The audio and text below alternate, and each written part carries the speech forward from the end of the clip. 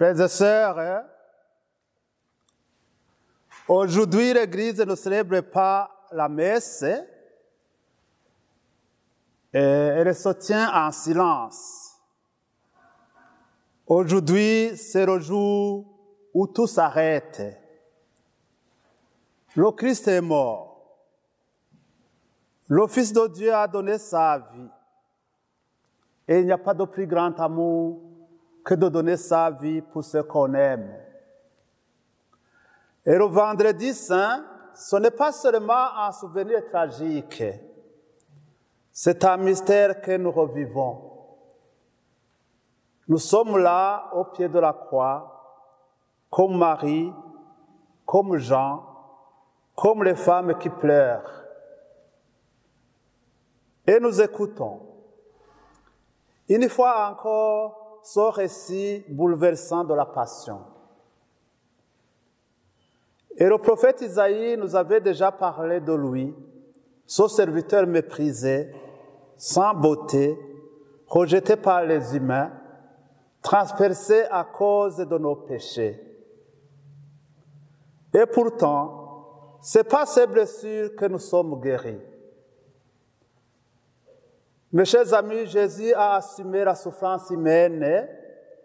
Il a pris sur lui nos ténèbres, nos fautes, nos douleurs, pour les traverser avec un amour qui ne recule devant rien. Il n'a pas fui la croix. Il n'a pas négocié son salut. Il s'est donné totalement. Et c'est dans cet abaissement que se révèle la puissance de Dieu. Et dans la lettre aux Hébreux, nous entendons que Jésus, bien qu'il soit fils, a appris l'obéissance par la souffrance. Il a connu l'angoisse, la peur et les larmes. Et cela veut dire une chose extraordinaire. Jésus ne souffre pas à côté de nous. Jésus ne souffre pas à côté de nous, il souffre avec nous. Il a passé par ce que nous vivons. Il est solidaire de toute la douleur humaine. Il est le grand prêtre compatissant, non pas distant ou indifférent, mais proche, très proche d'ailleurs. Il sait ce que c'est d'être trahi. Il sait ce que signifie avoir peur, se sentir seul, être injustement accusé. Il a fait l'expérience de tout cela. Alors quand nous souffrons, nous pouvons nous tourner vers lui. Il comprend. Quand nous souffrons, nous pouvons nous tourner vers Jésus. Il comprend la douleur. Et puis, il y a l'évangile, long, dense, silencieux. On ne peut pas tout commenter dans cet évangile, mais certains gestes disent tout. Jésus qui se livre librement, c'est moi. Il dit aux soldats, c'est moi. Il se livre librement. Il protège ses disciples. Il parle avec dignité à Pilate.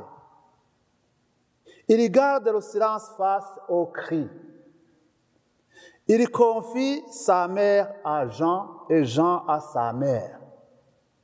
Et à la fin, il dit, tout est accompli. Tout est accompli. Ce ne sont pas des mots de défaite, ce sont des mots d'amour. Tout est accompli. L'amour a été donné jusqu'au bout. Et ce qui frappe dans la Passion, selon Saint Jean, c'est que Jésus semble maître de chaque instant. Il semble maître de chaque instant. Ce n'est pas un condamné impuissant. C'est un roi qui règne. depuis la croix. Son trône, c'est le bois, sa couronne, ce sont les épines. Son manteau royal, c'est le sang. Il règne non pas en dominant, mais en s'abaissant. Aujourd'hui, chers frères et sœurs, que faisons-nous devant cette croix? Est-ce que nous la regardons comme un objet triste ou comme un mystère d'amour? Beaucoup veulent des signes de puissance, veulent des miracles, de gloire. Dieu, lui, nous donne un signe de faiblesse, un homme cloué sur le bois. Mais c'est là que tout change. C'est là que tout change.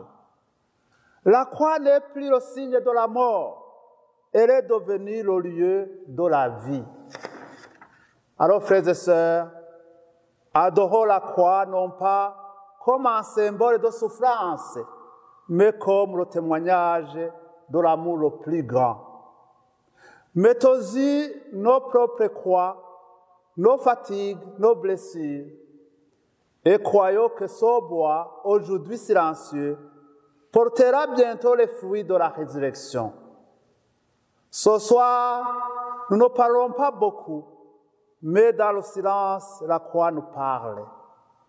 Elle nous dit, tu es aimé jusqu'au bout. Amen.